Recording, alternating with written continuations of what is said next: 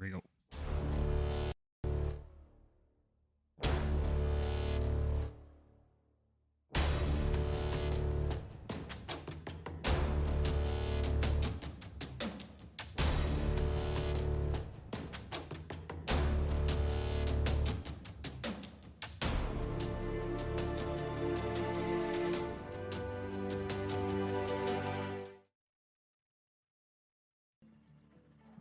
Hello, everybody. Welcome back to another episode of Two Nerds, One Quest. I am your host and DM, JC Dittmer, here with these two nerds because we still are good at math.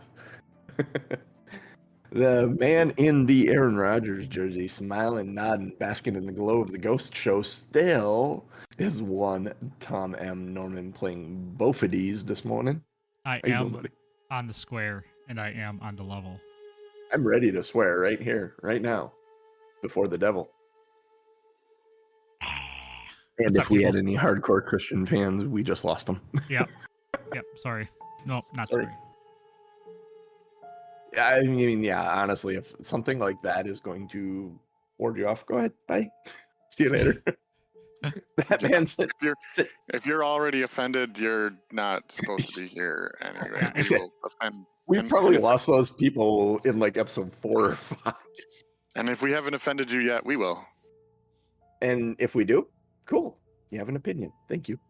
That man Doug there in the Green Bay Packers polo is one Jeff Williams playing Oscar this morning. How you doing, buddy? Good morning, everyone. Over. And I don't know if you Yeah. guys have ever seen Hocus Pocus or Hocus Pocus 2. I finally saw Hocus Pocus like a month ago and watched Hocus Pocus 2 yesterday. Those are entertaining movies. I am sorry. I don't care who that target audience is. I am that target audience. I have not seen them yet. They are I mean, fun. Didn't the first Fun one come out in Halloween like movies. the 93. 90s? 1993. Yeah. Yes. How did you And miss out on that? I was that guy back then. It was Bette Midler and Sarah Jessica Parker and what's her nuts? I forget who the third actress is. I was like, Yeah, that was not on my radar at all. Hey, but I got tucked into, and they're like, "How have you not seen it?" I'm like, "I'm willing to watch them." I feel like I've missed out, and those will be joining my regular spooky season viewing, along with the Legend of Ichabod Crane from Disney, which is wow. Like I look at that now, that would never fly nowadays. All the like over the top caricature stuff, and Mm-hmm. yeah, that's from a different time period. That's all I'm gonna say. It's like watching Bugs Bunny and seeing him smoking. Yep.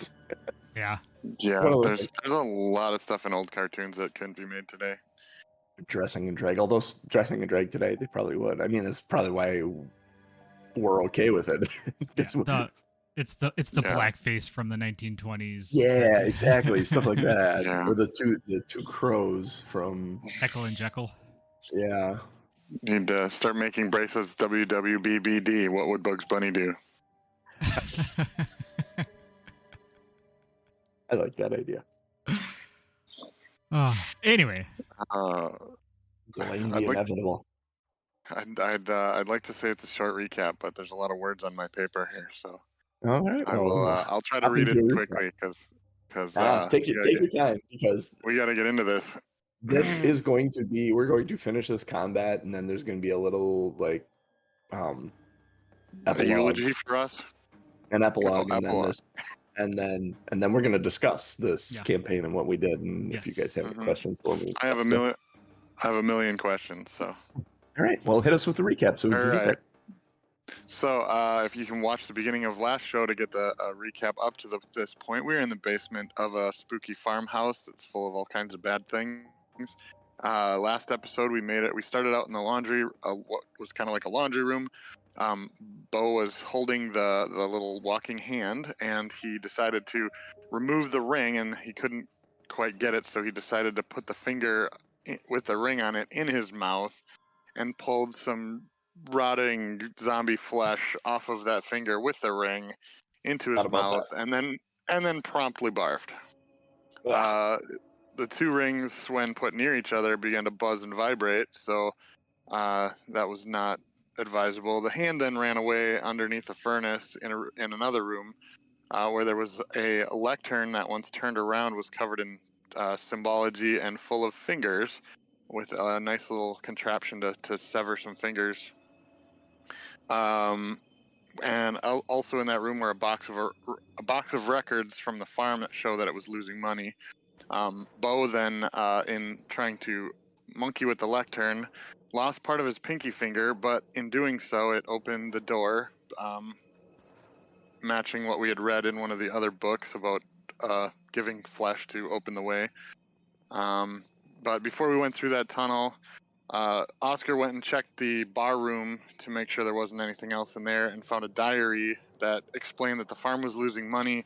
A farmhand found a tome that was chained full of rituals, and they decided to try a ritual to get wealth, but one of the final entries was nothing comes for free. So then Bo in the other room was trying to get the hand back out from under the furnace, and ended up killing it and putting it in the backpack, but it came back later, so I'm not sure. Killing undead things is complicated.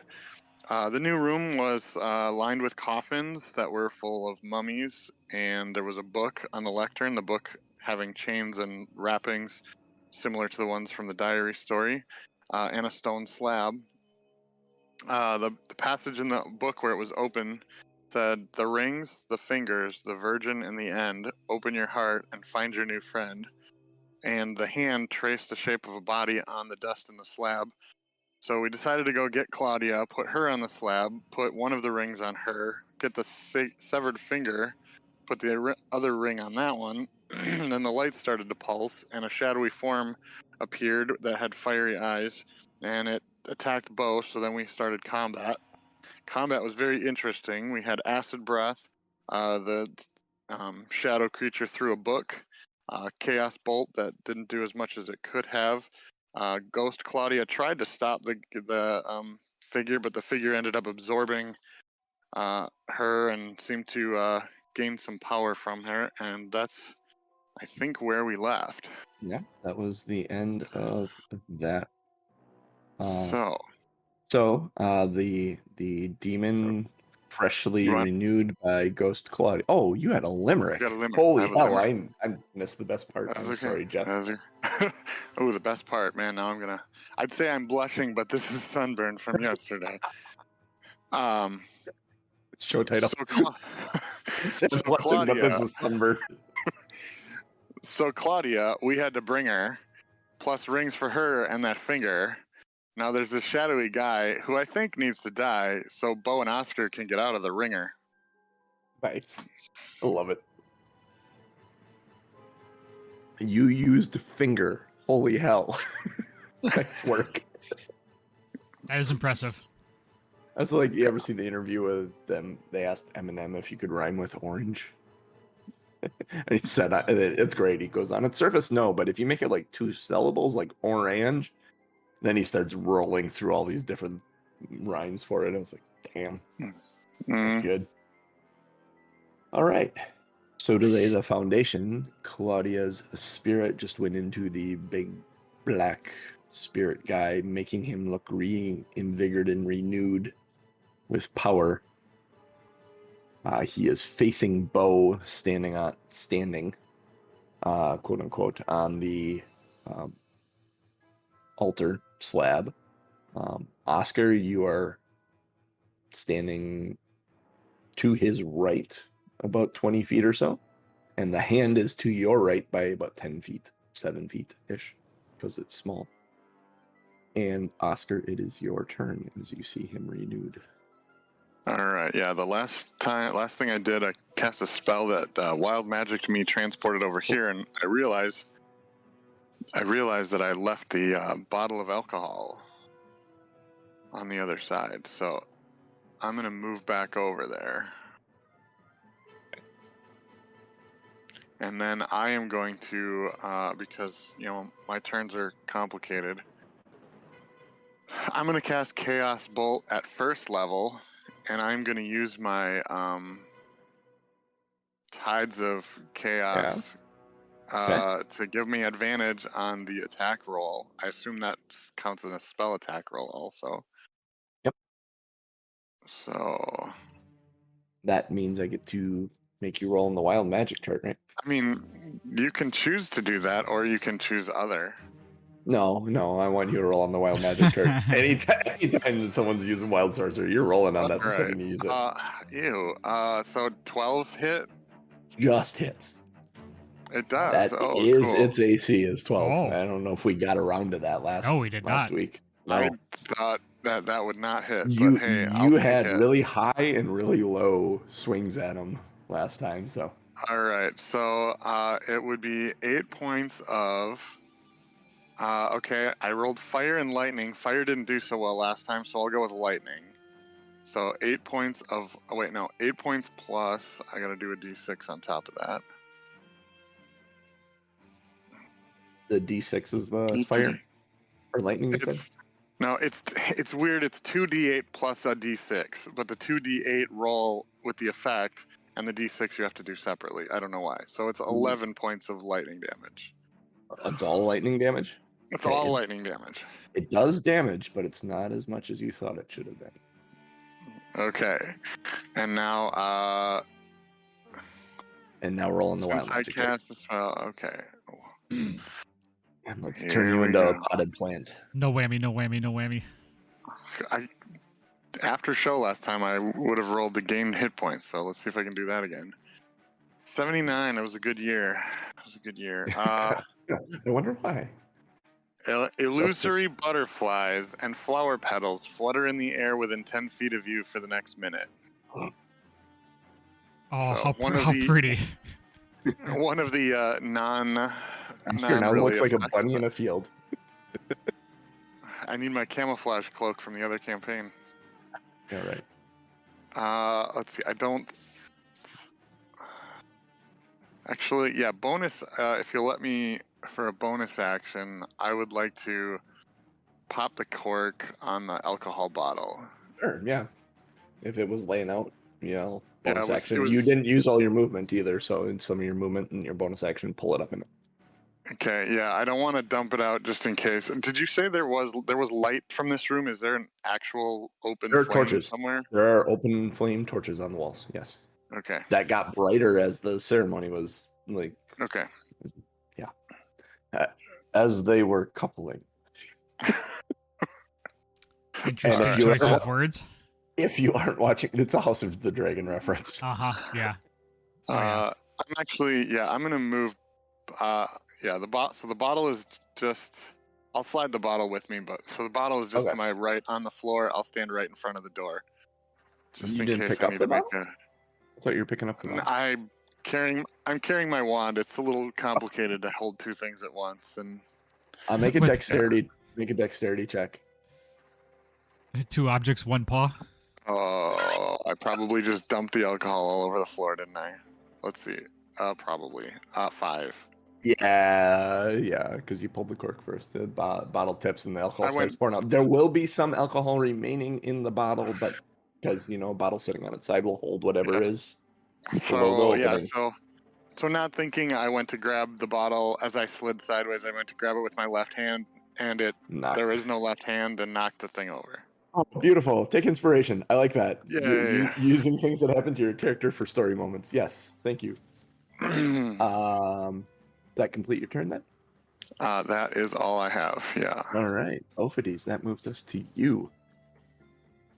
Staring down Mr. Phantom Ghosty guy. I'm very disappointed that Genius did not react to my comment. Which Did comment you put was that? 2 objects, 1 paw. Oh, yeah. Too soon? Is it in the chat? I was going to say that should be... No, he said it out Oh. loud. Because I laughed at I it. missed it. You put I that in missed there it. as a show title too, right? Uh-huh, of course I did. Yep, okay. So what are you doing? It's your turn. Well, I guess I am going to get back into Oscar's in front of the door. I Sure. don't want to be directly. I'm going to kind of be off to the side of him a little bit. Yeah. Just so I'm You not still in have your Oscar's. Zephyrs. Yeah, Your Zephyr Strike is up, so you don't have to worry about opportunity attacks. correct. So I can hit and run. So which is basically what I'm going to do is I'm going to get within range, and then I'm going to attack him with, I believe I was using the short sword is what Short I sword. had out. I mean, now technically, if you have two hands, the short sword and the hand axe are both light weapons, so you could attack one in each hand. If you wanted to use your bonus action to do that. I could, couldn't I? Mm-hmm. That sounds like a good idea. If you don't have anything else to do. 15 to hit 15 does hit. for 6 damages. What type of damages? It is piercing. Piercing from a magical thing, so it doesn't do as much as you thought it would do. And then I'll actually remember that I have the hand axe. It was the meat cleaver, right? Yeah. Is that what it was? Yep. Yeah. Well, yeah, the meat cleaver. Yep. I'll remember I that told you to put it in as a hand axe, but it's a Yeah. meat cleaver. I'll remember that I have that, and I'll be like, "Oh shit!" I'll pull that out. I'll take a swing. Crit. Oh, Nat 20, Nice. and we'll get 7 damage. I rolled a 2 and a 1. Fucker. this is just a meat cleaver, so that's slashing damage. from a non-magical source. So it doesn't do anything to him. Oh, It's just a meat cleaver. It doesn't do anything to him. No, it's a non-magic. It's not a magical meat cleaver. It's not even a +1 meat cleaver. It's just Oh. a rusty meat cleaver. Neither's my short sword. Doesn't your short sword have a +1? No. No. I think he pulled it off that body. I mean, if it does, I don't think we ever learned it. If it did. Yeah. You can put that as a +1. I've been treating it now. Oh. I know that affects your rolls somewhat. It should have been a +1 short sword. Sorry. Now you So that wasn't it. That was an adventuring guy. Yeah. Well, this is honestly the first time you've fought anything since getting it. So.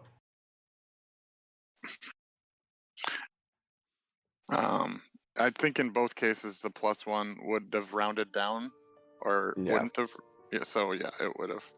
I don't think it would have mattered. And you hit both. Well, times. it matters in the sense that he's been doing damage with it. And like if he Right. didn't have a +1, Right. he wouldn't be able to do anything right now. Right. But as far as how At many all. points he might have missed, Yeah. it would have rounded down. So I don't think it would have. Yeah. Would have mattered. Yeah, it's 1d6 plus 5. Would have only mattered if it was odd. Yeah.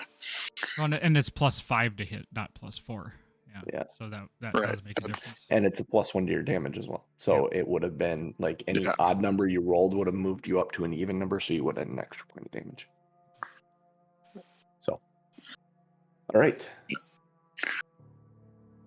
Is that complete your turn? No, I'm going to. So I did that. You I moved. said, "Oh shit!" And now I'm going to back away. You're gonna allow it an AO? No, because I have my He's- Zephyr Strike. Zephyr. Oh, your Zephyr. Yes, your Yep. Zephyr Strike is still active. Yep, you are right. I Okay, think go I have ahead, it for back. 2 more rounds. I think you have it for like 10 rounds, honestly, and we're only in round 3, so you have it for like 7 more. How long is A a minute? round? Around is 6 6 seconds. seconds. Oh yeah, then I have it for quite a while. Yep, you have it for 7 more rounds. All right, and that will be my turn. All right. He took some damage from you. He turns and looks, and he sees the bottle of alcohol laying on the ground. And he is going to pick that up with his mind Oh, sure. Spill more of it. and toss it at I need a wait, hang on. Okay, no, that's a Terrier's target. Okay. It's going to hurl this bottle at Bophadese. Why are you picking on me?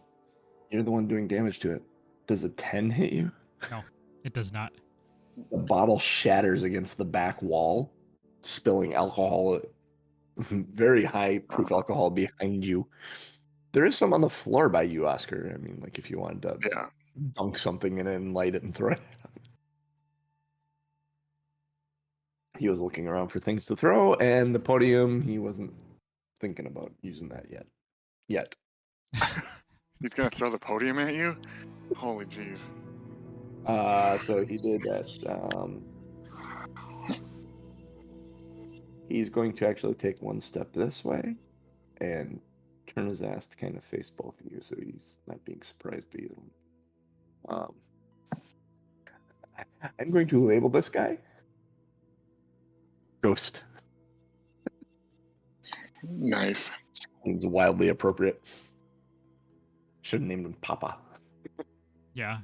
Inside joke for those of you that know the band Ghost. Oscar, it is your turn. All right. Well, since you gave me back my Tides of Chaos, I'm going again. I will use my last first level spell slot to, with Tides of Chaos, to Chaos Bolt at advantage. These sparkly butterflies are in you. Right through the pretty. butterflies. As it Alright, goes through the butterflies, it takes some of the butterflies with it, and so you get this really elongated, like purple sparkly chaos bolt. If it is a dirty 20 to hit, so. That absolutely hits. Alright, here we go. Oops. Alright, choosing what kind. I got a, let's see, 6 and a 7. Let me roll this while I'm looking up the kinds. 6 and 7 and 1. So 14 damage of poison or psychic.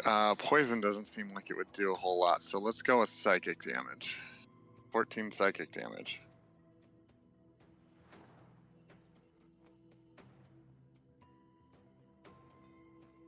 I normally give these things to you guys to describe. This chaos bolt hits it, and it impacts, and there you see it like burn away. Like, there's a movie I'm thinking of, and I can't think of what it is, where the guy's face, where light is like eating them from the inside and emitting out, and I can't think of what it is. I can see the image perfectly in my face. You're thinking of the is that the Temple of Doom? Like where the No, guy. because that they kind of melt away. Yeah. That one. I wanted to say it's like a Star Wars thing, but I can't think of it. Anyways, the light is like emitting from the outside, inside out, as the whole like darkness and ethereal dark, like blackness and void is burned away, leaving Claudia's spirit standing there before you. Are we done? She says. I'm gonna look at Oscar and go, "Well played, Rabbit." Do me a favor and roll right now. Oh yeah, I gotta do Your that. chart. That's how that happens. This may not be over. We may need to stay. Yeah. I think there are things that can come out of this that you may have to fight. Oh, that rolled a lot. It's a 12. All right. It's not gonna affect the combat, but Well, combat's kind of over, but what is it? What's a 12? all right. Oh, it's not bad. It's not bad. Okay, so I had to roll a d10. My height changes by a number of inches equal to the roll. If the roll is odd, you shrink. If the roll is even, you grow. I rolled a 1, so I shrink 1 inch. So I'm just a little bit shorter than I was before. You say well played, Rabbit, and there's a puzzled look on his face for half a second, and you swear he shrunk. It may look like he just kind of relaxed, but Yes, Rabbit, at ease. We are safe now. I'm gonna approach the corner of the table and just kind of keep my distance from her, but ask, "What is he gone for good?" I hope so. I mean, Yeah, me too. Still here like this. What's it like outside?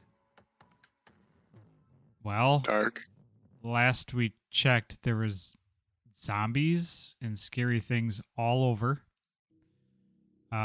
We haven't been upstairs since. Dead cows, dead crows, dead people.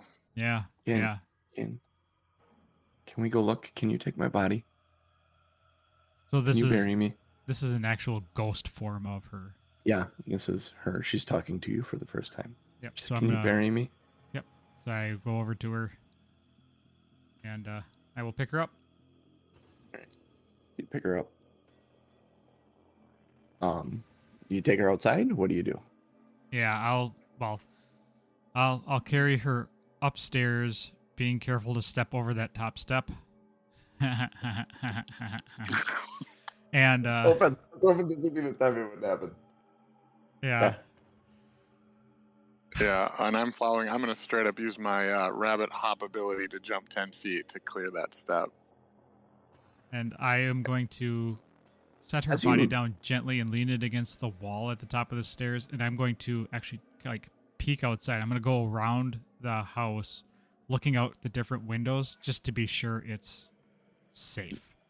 As you come up the stairs, you step over the stairs. There's a window there with curtains. There is a sunrise, and there is a bright light shining through the curtains, like blinding. Like, when you're driving into sunlight, a sunrise or a sunset, it's hard to look.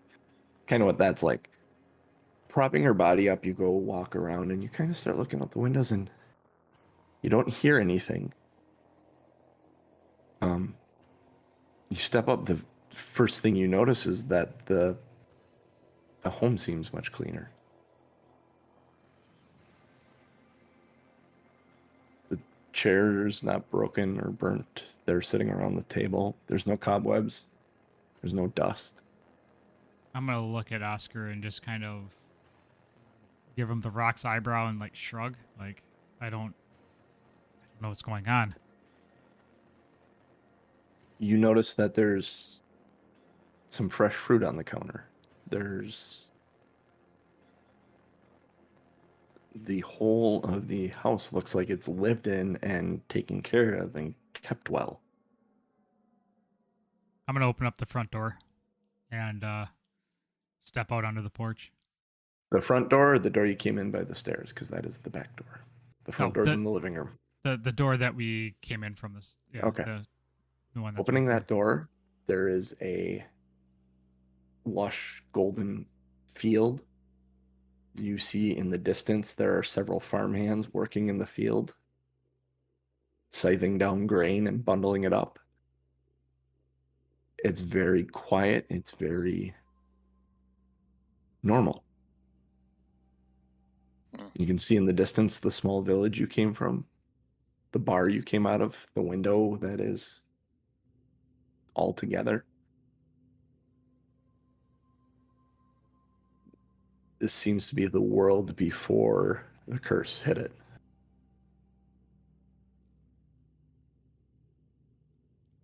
I'm going to kind of step out into the sun, kind of close my eyes and just kind of bask Enjoy in it. the glow. Just kind of put my head back and take a deep breath. I hope the farmhands are ready to see a naked dragonborn. He's Come out not of their naked. He looks like Britney Spears. We've been over this. Uh-huh. Oh, Wait a yeah, minute. That might be naked. he's got his crop top leather armor on. He's covered his. My lizard chesticles. Oh. I've been wanting to do this for a while, so I have one spell slot left, and I have a sorcery point. So, if you go to pick up Claudia to bring her out, 'cause she wanted to be buried, she said. Mhm. Yeah. Technically, then, if she's a body, she's an object, right? She's Yep. no longer a person. Yep. Okay. I would So say. then I think this works. Once he picks her up, I'm going to just kind of grab a hold of her toe or some point so I have a connection, and I'm going to cast invisibility, and I'm going to twin it with a sorcery point, so that both Bophadese and Oscar are invisible, so we can move about the property without being seen to bury her. Bophadese and Oscar are invisible, or her body's. Oh, she's an object. I get what you're saying. Okay. Yeah. Yep. So Just since as she as long goes as he's invisible. carrying her, it's not going to be just a floating naked body. So Perfect. you know. I was wondering how you guys were gonna do this. Yeah. So Yeah. Bo, we're invisible. Let's go find a place to put her. As he says this, you're kind of stretching in the sun, and you're looking at the city and stuff. And beyond the back of the bar near the woods, there is a graveyard. It was a graveyard you guys would have interacted with had you chose to go into the woods, but you chose to go into the cornfield a long time ago. What do you mean we're invisible? You look at your hand, you're invisible. Yeah. Like, weird. Oh, I cast a spell, so you can choose to have me roll a d20 if you'd like to. If I roll a natural 1, I have to roll on the magic chart. I'm assuming you want me to. You're No? good this time. Yeah. All right. All right, so I Want to guess have some time to discuss this campaign. yeah. All right, Rabbit, let's We'll go. roll it after the show to see what might have What would happened. have been? What'll be the first thing we do once I close it? Okay. All right, Rabbit, All let's right, go yeah, bury her in the graveyard. So yeah, I don't want to lose him since he's invisible, so I'm just gonna hang on and be towed across the field to the graveyard. So You I would make go your way and down to the find a spot. graveyard. Oh, yep, go ahead. Yeah, I was gonna say you make your way down to the graveyard. There's no issue with hiding from people because you're invisible. You do make a sound at one point, and someone turns around to look, and at one point you swear to God a cow is just watching you. Like he can see through the invisibility. Creeps you out a little bit. Nothing to see here. Move along. Boo. If you don't think I'm not voting for that show title, you don't know me. You get down to the graveyard, and there is a grave for Callum. And there is a plot next to it. And you see the dates for it. There is a headstone for Claudia, but it only has her birth date on it. It doesn't have her death date on it. And beyond where there would normally be a death date is just a simple word, missing. Sitting next to his headstone. Is her ghost still following us? Mm-hmm. She's following you. More Oh, you know it more than that she's talking as you guys go. She's commenting she said, "This is farm. This is what we were before they tried." Claudia, how long have you been missing? I don't know. When's my brother's death date? And she looks at it and she goes, "I don't even have a point of reference for what year it is now."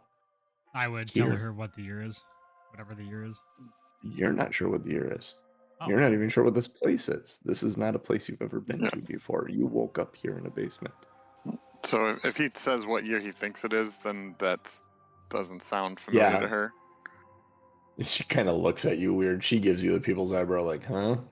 I can't do it.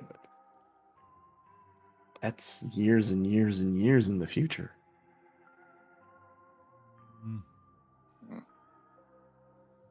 They were messing with stuff inside that book. This wasn't the first thing they tried. They were looking for flesh to be given. There was all kinds of things. I assume that's why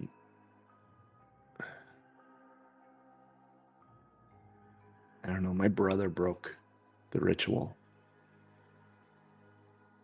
to sacrifice me. He ran in there and stole me off the altar. Is that why they chained him in the basement? I'm assuming so, that we ended up getting caught by the butcher. I don't know if we were flesh to be fed to another ritual or...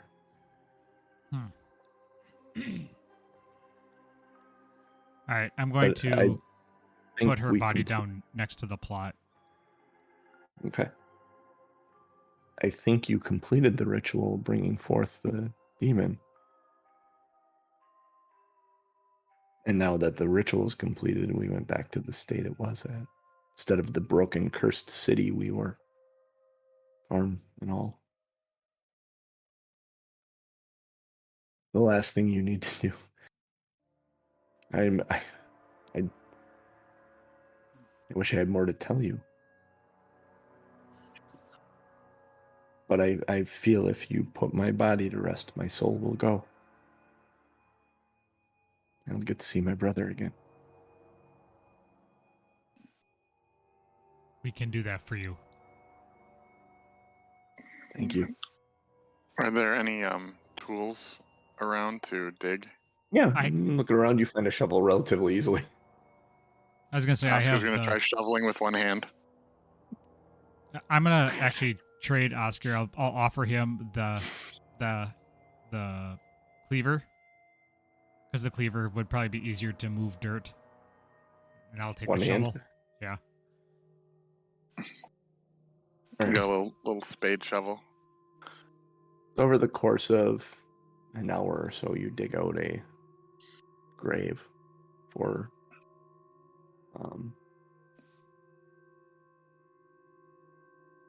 and lay her body in, and I'm assuming cover her up. That's how you do this? Is that what you're doing? I would put the You dirt putting over anything, the top. I would you putting also. anything in the grave with her? Is there anything to put in the grave with her? There's all kinds of stuff that you found that may. I don't know. It's up to you guys what you do. I'm just asking if you put anything in the grave with her. You guys do have stuff in your inventory that might. Yeah, sure. I have a wooden toy horse. I have no use for it. I'll put the wooden. Actually, no, I'm not going to bury it with her. I'm going to put it on top. Okay. Yeah, I don't have anything. Okay, so if you're not burying anything, you pile all the dirt back on top and kind of pat it down, and Oscar, as a kind of a final thing, you take it out. And she says thank you when you guys look like you're done.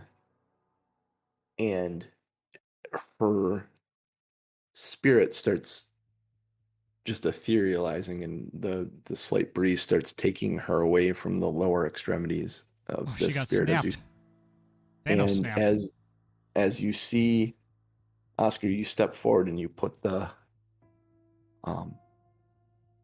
little wooden toy horse on her grave. And the legs are kind of breezing away. You see a reaction on her face and a smile. And she says a simple word: breeze.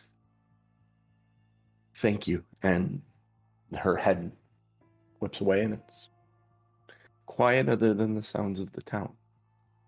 I'm not feeling so good, Mr. Bophadese.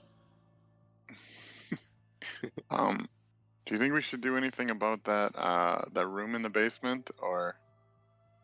Do you go into the bar? Well, what I'm going to do is I'm going to actually take the cleaver back from Oscar and and like scratch out missing.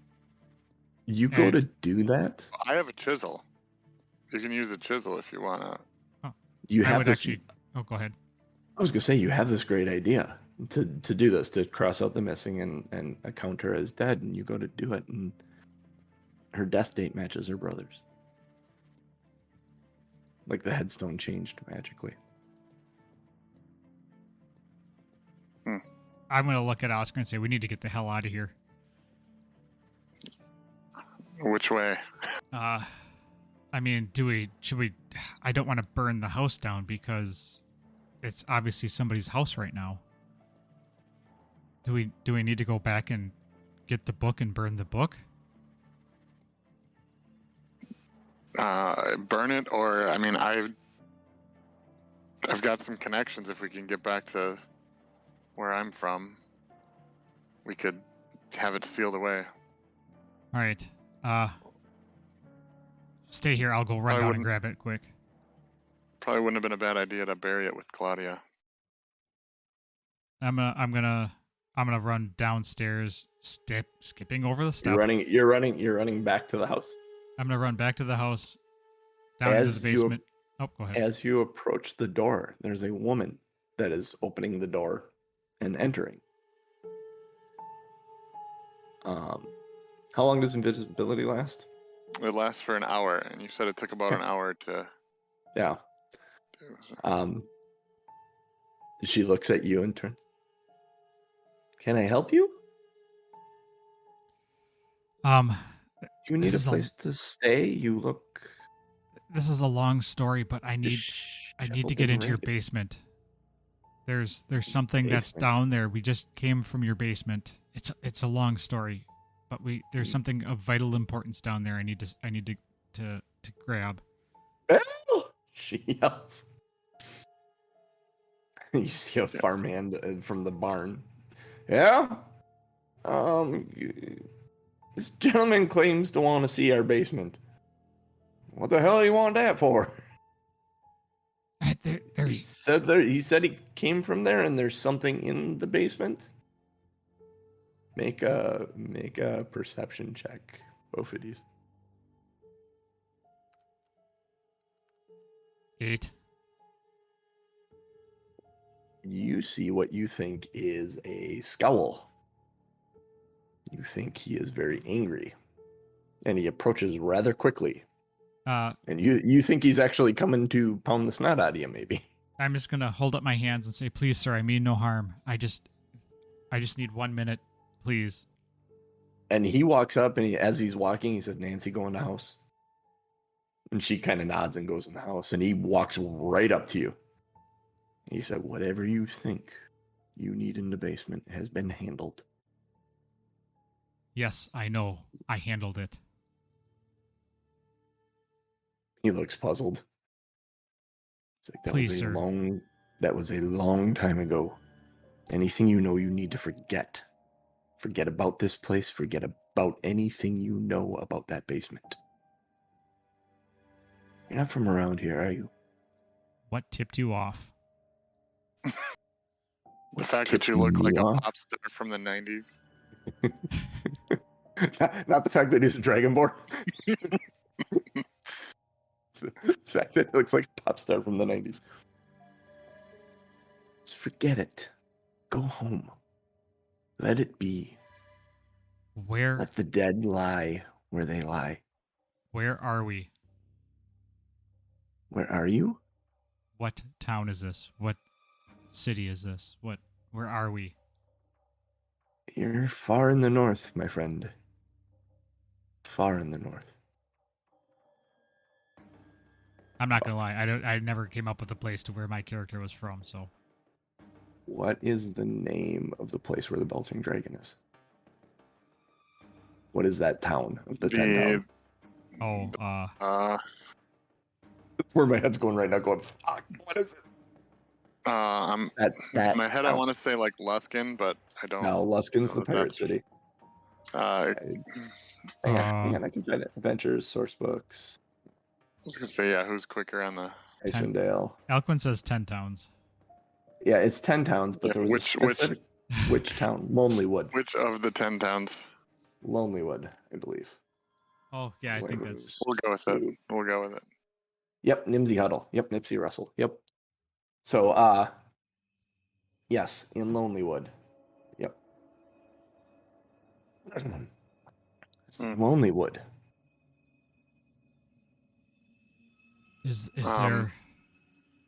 And I'm gonna look at Oscar, and I'm gonna look back at him and say, "We need a place to rest. Is there an inn? Is there a place we can go and collect?" I can take you down. I can take you down to the Ramshackle. That's the inn / bar. They have rooms down there. Yes, I think that would be much appreciated. Just you? Me and my rabbit friend. Rabbit friend. I was hiding in the grass. Do you step forward at that point? Yeah, I'll step forward. Ooh. I've always heard about lucky rabbit's feet and how unlucky it is for the rabbit. Now I think I understand. Mm-hmm. Oh, do you think the rest of our gear is somewhere? Maybe we should check that bar, the place we started, and see if our stuff is there.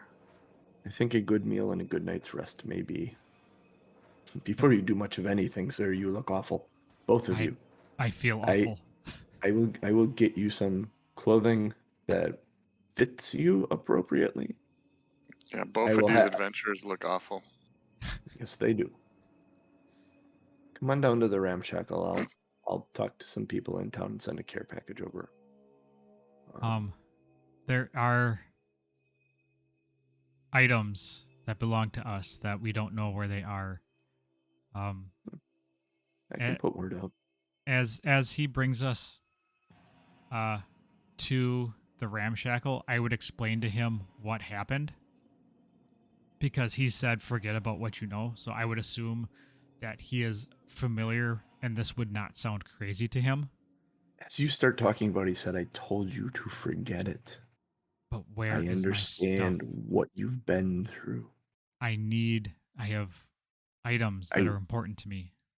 I will have people go out and look. I'll talk to the constable. There may be stuff that got turned in. It is possible. Thank you. That is all I ask. I'll grab his hand and just say, we buried Claudia, and then go with him. And see if that means anything to him. He looks very puzzled by this. Okay. Claudia's been dead years. So it would appear. And he brings you down to the ramshackle.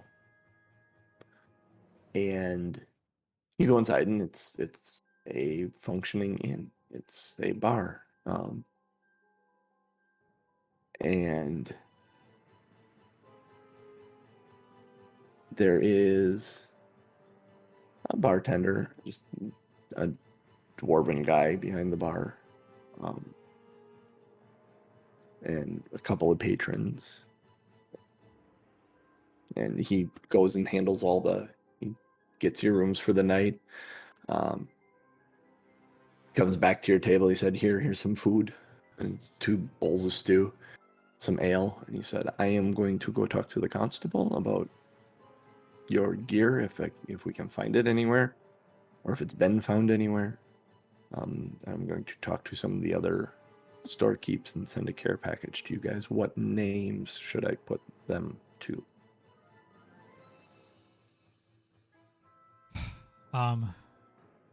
You can list them for Bophadese and Oscar.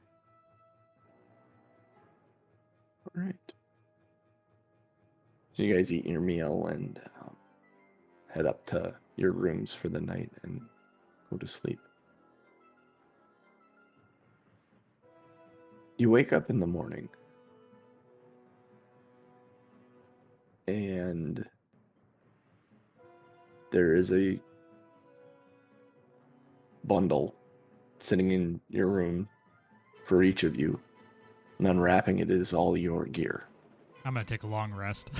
I just put you through a long rest. Yep. I said after eating the stew, you took a long rest. Yep. I'm telling you, I'm clicking on long rest now before you can take it back. You're gonna have several long rests before Bo has to do much of anything again. You open the bundles, and it is all your gear. It is all in place. And the quality of the room seems to be a bit better. Like, noticeably better.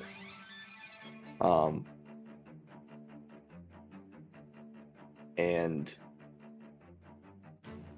you step down the stairs into a bustling morning crowd in the inn, and there is a blonde woman behind the bar.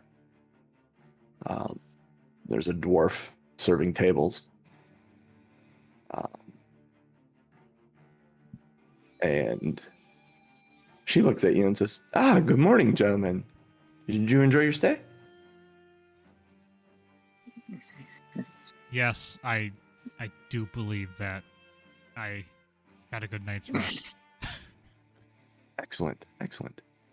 Is there anything I can get you this morning? Would you like to see a menu? Unfortunately, I would have gold because our stuff was Yeah, broken. you got your shit back.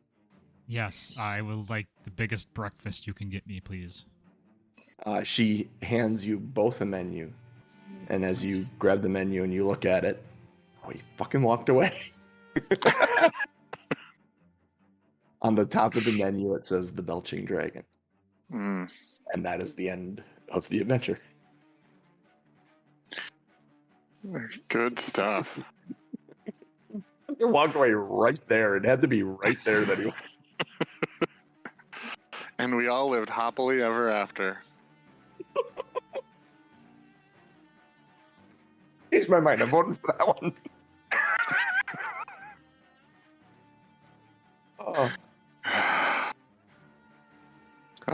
This is gonna be funny because I'm gonna swear at him the second he comes back.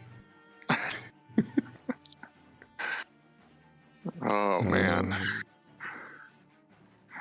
Here he comes. You had to walk away right there, you motherfucker. She hands you a menu, and on the top of the menu it says the Belching Dragon. End of adventure. Oh, my bad. Sorry, the dogs. No, it's fair. Stacy got up and the dogs had to get out.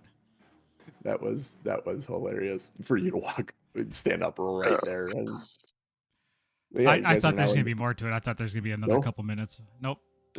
That's the end of it. You see the thing, and it says the Belching Dragon on it. Now it's completely up to you what Bophadese does. We haven't referenced him at all in the Belching Dragon mythology, but now Oscar's at the Belching Dragon. That's how he got there. Nice. And it leaves your backstories up prior to this to be whatever you wanted them to be, but whether there was a plane shift or whatever that brought you here by the people that kidnapped you, sure, we could do that. Or you could be from the Sword Coast and it just happened to be you stumbled into this a long time ago and you time traveled forward several hundred years. Yeah, I mean, Oscar's backstory had him at a wizard's tower basically as an assistant, so that easily ties into, was it Luskin or wherever? Yep, Luskin had a wizard's tower. There's a wizard's tower, but you are. So it wouldn't even be that far out of place for him to be just, he was looking for somewhere out of Luskin and ended up in the story. So that's yay, complete adventure. We didn't die. You did not die. Well, Oscar kind of couldn't die. Well, he could have, I guess. Yeah. Alternate timelines. There are things that bring people back from the dead in this world. Yeah, that was good. And if you ended it where we were in the ramshackle, then I would have just assumed that at some point wild magic would have projected him forward a number of years, and he found his way back because he knew it was there. How do you know that wasn't what happened with your wild magic that I didn't have you? Yeah. All right, let's see if I get a natural one. See what it would have been. I like the idea that it was what projected you forward. It is natural. I rolled a natural 20. It's no, it is natural 1. So okay, as far as I can get from it. But... So, in theory, story-wise, it is your magic that moved you forward. I like that idea that your wild magic moved you guys forward. I was going to say, after such a harrowing experience. Yeah. Harrowing. Oh, by the way, Tom, when you were gone, Jeff said they lived happily ever after. I want to voting for that title. For that show title. You know me, I have a list of puns sitting in my notes on my character sheet. So. Oh hell yeah. Yeah.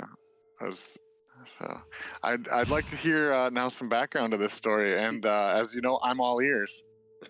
God damn it, Jeff, go home. Well, do you have any questions specifically?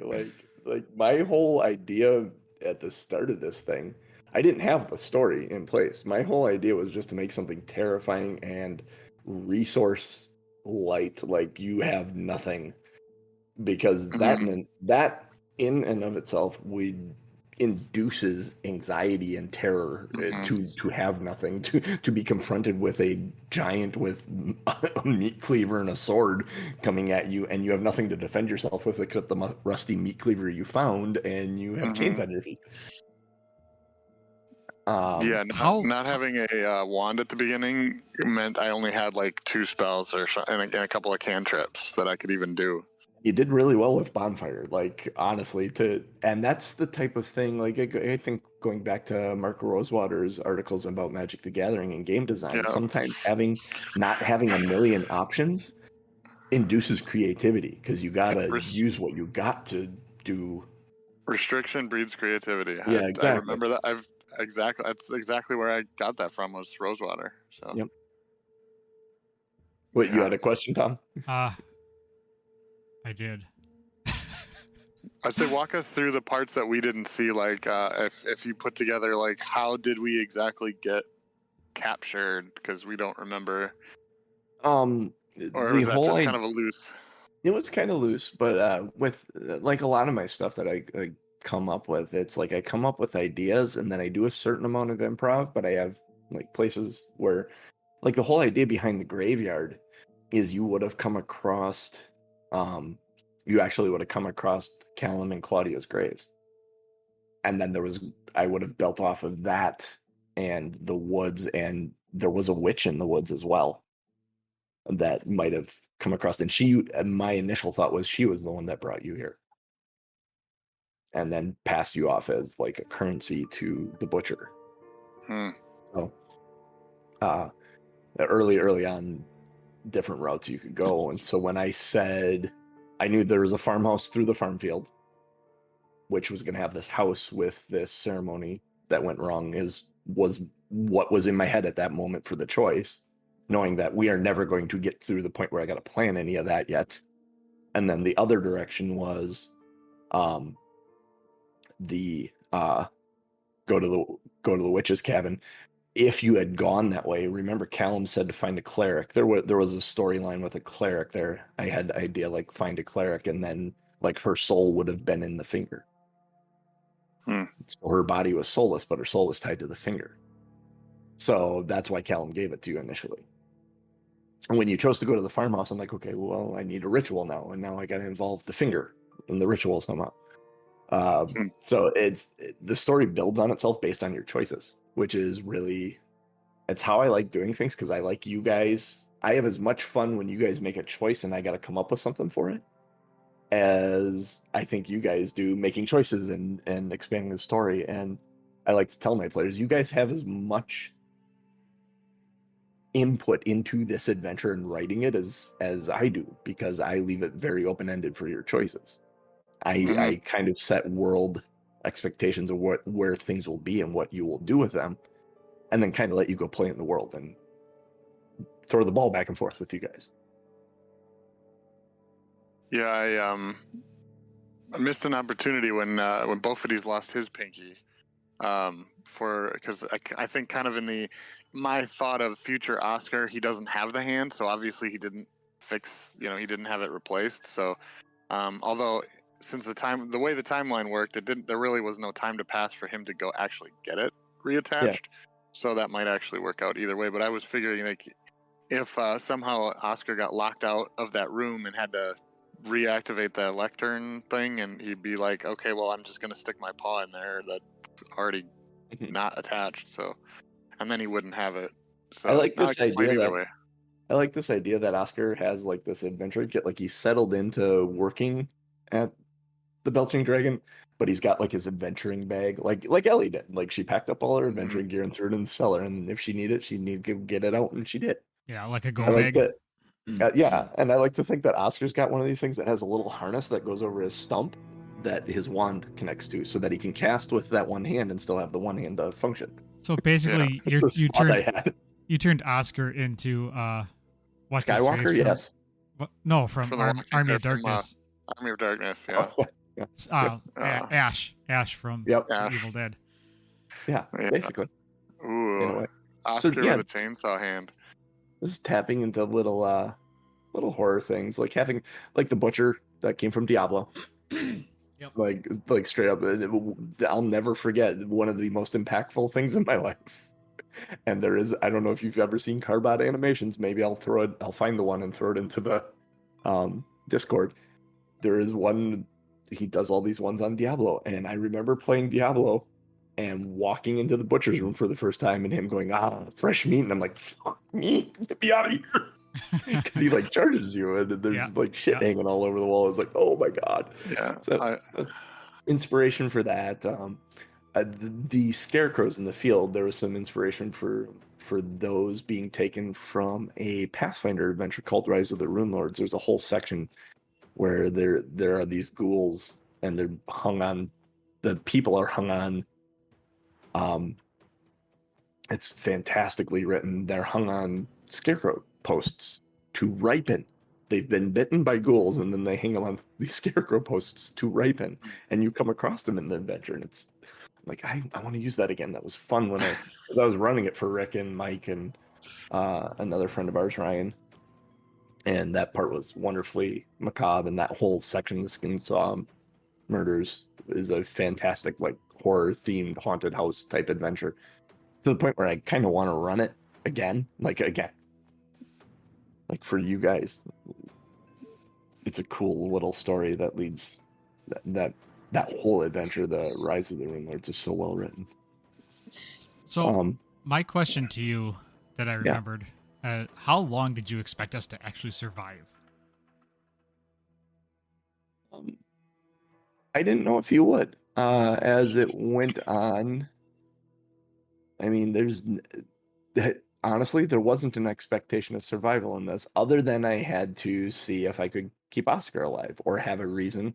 And I had a couple of reasons where he could have been, and one of them, honestly, one of them, and probably my favorite thing was, if you guys ran and you were in the woods and Oscar died, that Ellie would find him in the woods and revivify him and bring him back to the Belching Dragon.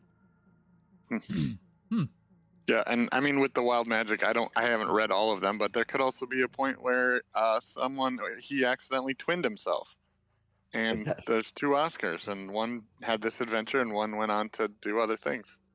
There are many reasons. That's what's so wonderful about a world of magic, is you can come up with several different ways to anything's possible. Again, with D&D, there are no boundaries.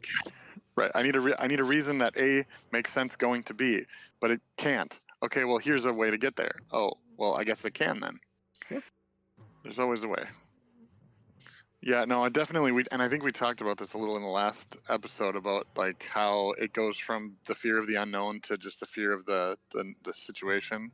Yep. And that was definitely, like, when I think back to that first episode, and we go in it, and you had said it was going to be, I don't know, well, maybe, I don't remember if you said it was going to be a horror episode or not, but I remember going into it thinking like, I'm pretty confident. I'm a cool little rabbit with all these spells. And then you're like, you have nothing. You're chained to a wall, and you don't know where you are. You don't know each other. Yeah. And you don't have anything. And it's like, okay, well, and you're like, I'm just going through all of my, features and traits. I have no inventory, and just trying to see like, what do I even have? What can I do? What, and just like, okay, what's around me? What can I pick up? Well, we ended up with a chisel and a meat cleaver, and that's all we had for a while. Yeah. So yeah, we definitely went from that, and then by the third episode, I think, is when we finally got. I got the wand, and Bophadese had armor, and we got to actually like sit down for a minute and rest. It was like, okay, now the unknown is less, and the just trying to figure out how do we solve this is kind of come to the forefront. Fun fact, and I think I said it before, that entire farmhouse was my best friend down the street's house growing up. Like, that whole house is very specifically his layout of his house, where the living room is. Now, they didn't have a fireplace, but that's where his TV was. But his bedroom and his sister's bedroom was the bedroom with the spores, and the bathroom at the end of the hall, and the master bedroom was his parents' bedroom. Like, that whole, like, I vividly have that house in my head and what it looks like for this whole thing. And it wasn't far off. Like, the basement was, like, they had a finished side of the basement, which was when you turn to the left, and they literally had a booth with a table, like 2 benches and a table. And then his mom's crafting area was on the far end, where I had the bar per se, but it was loosely like that table in his house gave me the idea that this was a whole like bar area with the desk. His dad's desk was down there and stuff. So, and his furnace was where the furnace was, and the laundry area was where the laundry was. Like it is quite literally my friend's house. Nice. Yeah, Up I to think it's up to and easier when including the you're. up to and including the haunted room where you had to lose a finger No, to. no, Yeah, they didn't have that. But yeah. there John's were like, several times. yeah, we went in there a lot. I had to go in there once. Been in there quite a few times. Learn from my mistakes. The but that was the scariest part of his basement, that back corner, because it was like storage and like the furnace and like you go back there. We went downstairs, we turned to the left, we went and played in the finished area, but it was open in front of you and it was always dark and creepy and walking back there. So I'm like, yeah, that's where this whole thing is going to be if it's going to be there. Yeah, and I think it helps with as you're DMing to have that spatial reference. So when someone says I'm going to go to the left, in your head you're already walking them through that house that you remember. Yep. So like you don't have to be like, oh, what does the map look like? I gotta I you kinda know. I have that. knew I needed to do that before we had Owlbear. I needed to know solidly where I was directing you guys. Some fast facts: the thumping you heard upstairs and the knives being thrown into the wall was Claudia's spirit. She knew you guys needed the ring, so she was trying to kill the hand or pin it to the wall with a knife so that you guys could get the ring off of its hand. Oh, So nice. that's why there was the knives in the hand around the wall. She was trying to help you guys because she knew what the ritual was, and she was like, "You guys need the rings." And so, What was upstairs at the original? Like, because we got to the top of the stairs and the zombies started coming through the we door, went out. and we went out through The window. You went out the window at the top. Oh, that's the interior of the bar. There was zombies walking around the interior of a bar. Like, had you gone that way, there was a 3 zombie encounter. Okay. And then you could have gone out the front door or tried to run through and out the front door. Was there And anything up there we could have taken? Like anything specific that you had set aside? I didn't have anything set aside up there. Had you looked, I probably would have come up with something on the fly. You mean had we survived? Had you survived, yeah. Had you survived, one of the zombies might have had something. Or if you had searched behind the bar, I might have had you roll on a random loot table to reward you guys for looking for something.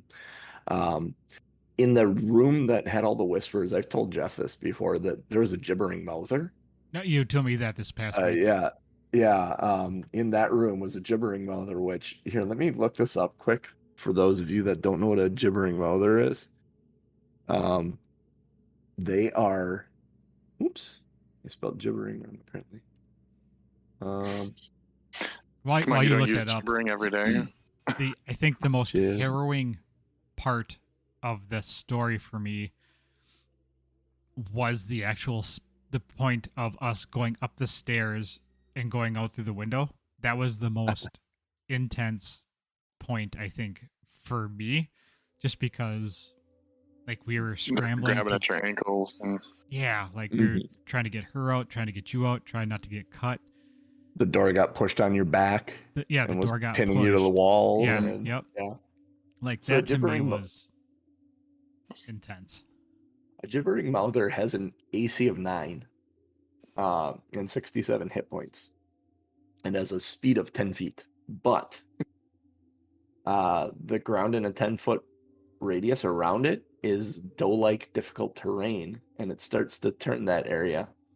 Each creature that starts its turn in that area must succeed on a DC 10 strength saving throw or have its speed reduced till 0 until the start of its next turn. So if you get stuck in that around it, it's going to catch you.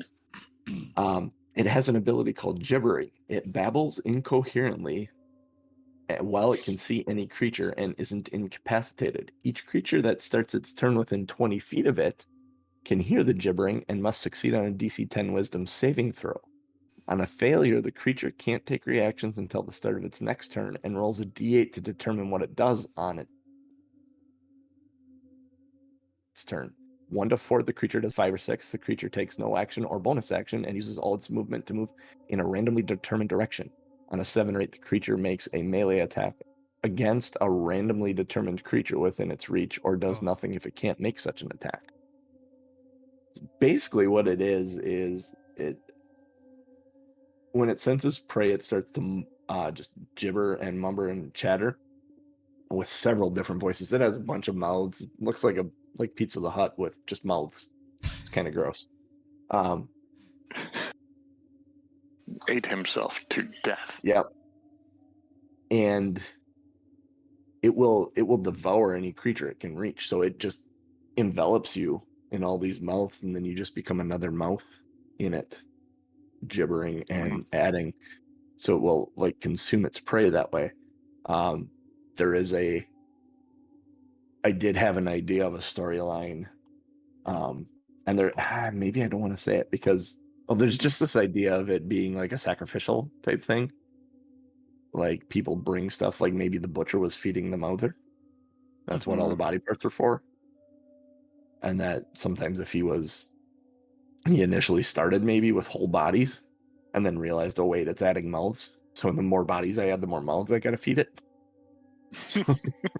Nice. I mean, he's an ogre. He's not very bright. Another monster we fought then was the flesh pile in the basement. Yep. That was an interesting creature. I think we got. Is that a standard creature? Is that something that you came up with, or? I pulled stats of something. It was kind of a play on this thing, a gibbering mouther, but it wasn't. It was more just honestly, I know where it was just something I made an AC for it. I had an attack for it, and then it could grapple you. But that is based on season 3 of Stranger Things, the pile of flesh that was summoning to make the mind flare in that old production building. That's kind of what that was basing that off of, because I just watched Stranger Things. Like, it's funny, a lot of the times I'll take influence from what I'm interested in at the time. Like right now, I just watched Treasure Planet, so my Eberron campaign may go to space. I don't know. Still debating that. But it is based on the Lizard Principalities and they're being sky pirates, so it fits everything. So it's just means we go out a layer further in the atmosphere. Would we have any chance of finding the rest of our gear, or that was all, like, because that was kind of the thing, as we were leaving the building we were in, was our gear somewhere? No, I didn't have your gear anywhere. Like I didn't. That's part of trying to do that whole terror by not having access to things. So when that you guys both would have had great relief had you found a bundle of your gear. You would have been, okay, I'm complete again. I didn't want that. I didn't want you to relax and be rested. I wanted you to be scraping by with the shit you of which you were even into the last fight. With an armor class of 12, I was definitely sweating balls. Oh yeah. Mm-hmm. Yep. Yeah, I think we were both at like 10 without, because I had the mage armor and you had the ring, crop top. Yeah. That is another thing with the combat tracker. Being able to see your hit points is very, very helpful, because I can make the story be story based. Like if I want to induce tension and try and put one of you down, I'm like, oh, I can just go after you, and like I can be that dickhead. I try and put reason behind what the monster attacks. But there are ways you can manipulate that stuff to induce more tension. So this was very much this was a game that I knew going in. Like there are times DMing stuff where I will throw you an enemy that is meant for you to steamroll and feel powerful and be courageous and amazing. And then there are going to be times where you're going to struggle, and it's going to be a boss or something. It's going to be a hard fight. This game, I knew I wasn't going to throw you anything to steamroll. Everything was going to be a challenge. Everything was going to be stressful, just to ratchet the anxiety up and the storytelling and the horror of it. So fun stuff to do. It was good. I like the character of Oscar. I think because we were level 3, so I think as far as going forward, Oscar would probably take some quests from Ellie just to level up. We Mhm. don't have to actually play through those, but whatever point maybe we include him in one of the future one shots. Mhm. It's probably like he's been working for Ellie for a while, and maybe not all out of 10 talents, but whatever makes sense. So I think that's probably the future for Oscar. Curious what Bo might do. Yeah. Yeah, I So wonder where would Bo have gone? Let's get into you guys. So that's Oscar's kind of backstory, and we know he ends up at the Belching Dragon. mhm. So if I remember correctly, and I have to see if I actually made these notes. If I remember correctly, I had said that Bophadese was a ranger who hated Didn't like to. nature. Yeah, Hated yeah. rangering. Yeah, That he did sounds it. right. He was very good at it, but he hated doing it. Yeah, he did it because it was a family thing. And so with him coming out of this experience, being in a place that he doesn't know where he's at, he doesn't know necessarily what's going on. He may use it as an opportunity to get out of his family legacy, Remake himself. remake himself. So I'm gonna look at the classes to see what he can class as, because he may come Yeah. out of this class as something else just based on his experience. Yeah. So he would be 3 levels of ranger and then suddenly become probably not a paladin, probably, I can't imagine he would Bard. suddenly become a sorcerer or a warlock or something, but A warlock would make sense.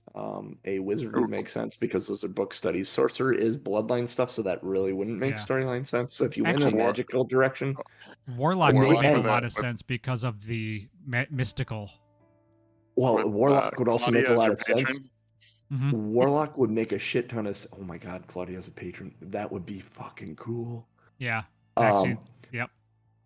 and I'm thinking Warlock would also make a lot of sense because it would probably bug him, that tome, and being told to forget about it. And why was that guy so adamant about me forgetting all this stuff? And you start researching it and researching it and researching it.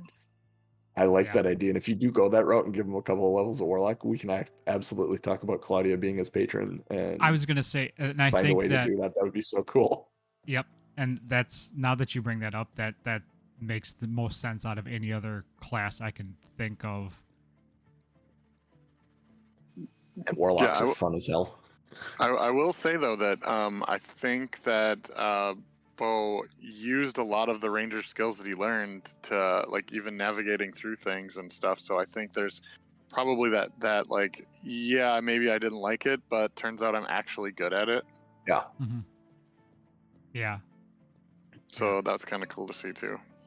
And a Warlock Ranger multi-class, that's wow. Like Yeah. you could have some fun with that. Like having it be like you still carry your bow with you, and you use all the Eldritch Blast stats, but they're always from your bow. Like you draw your bow back and it pulls back this like necrotic energy instead of arrows, and you Eldritch Blast with your bow. Like just that concept makes me smile inside. Yeah, I and see that the ranger. Do you remember the Dungeons and Dragons cartoon? How he used his arrows were magical. Yep. Yeah, that's kind of what I picture. Yeah, exactly. Except it would be like being a warlock. They'd be like purple and dark. Yeah, I think there's an ability like I think the artificer. Or if you want wanted to make like an unlimited resource or for like a bow, so you don't have to have actual ammo. But I mean, like, like that. call it Eldritch Blast. Use his Eldritch Blast, but he uses his bow to cast it. Yeah. You could honestly, you could be a warlock and your like a spell focus is your bow. That's left over from your a hybrid. So everything you do is either shot through or swinging or waving of your bow. And honestly, I could make an argument for golden bright white light with Claudia being your patron. And a lot of what surrounds warlocks is like this: you're giving yourself over to this evil to do your bidding, but could absolutely be someone good and kind and warm-hearted, and I see Claudia as that. I think what Bophadese would do is he would probably end up staying at the belching dragon for a couple days and kind of sorting through his life. But ultimately, he would kind of probably go and use his ranger skills to set up like his own little hut home on the outskirts in the woods and kind of almost live not a lonely existence, but he would turn into the hermit on the edge of town that would come in and do things for the Bophadese Belgian Kenobi. Yeah.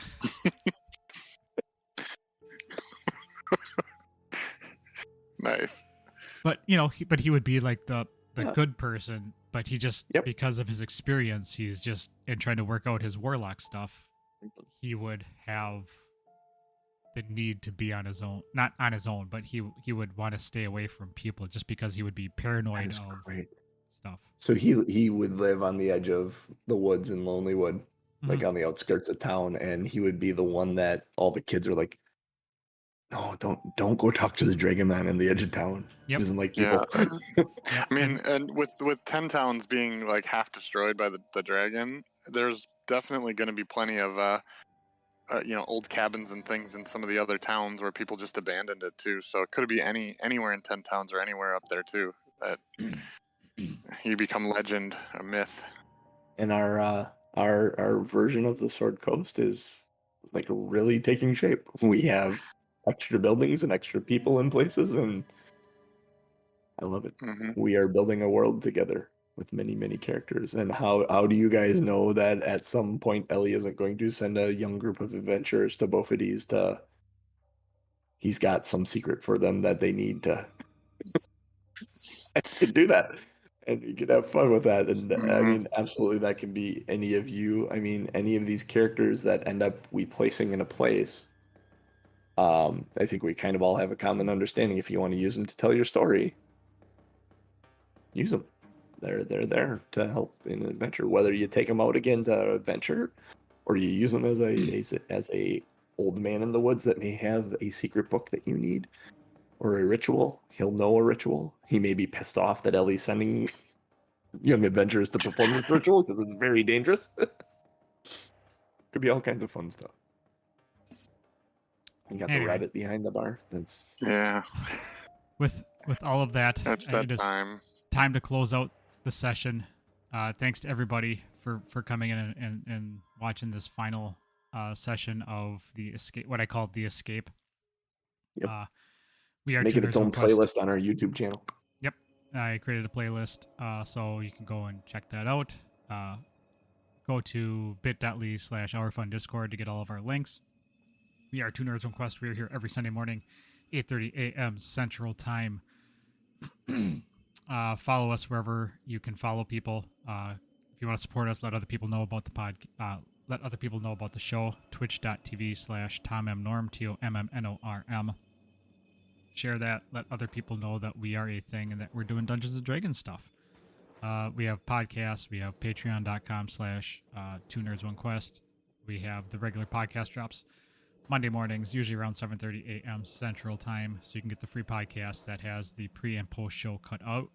The Patreon has everything unedited, so we'll have quite a bit of pre-show and probably a little bit of post-show. Check it out. $1 a month gets you all of our shows. So for me, for the Lazy Dragon, for the Missing Cooch, and DMJC, we'll catch you next week. Now we just need to attach Cooch to this storyline somewhere. I always attach a Cooch to the storyline.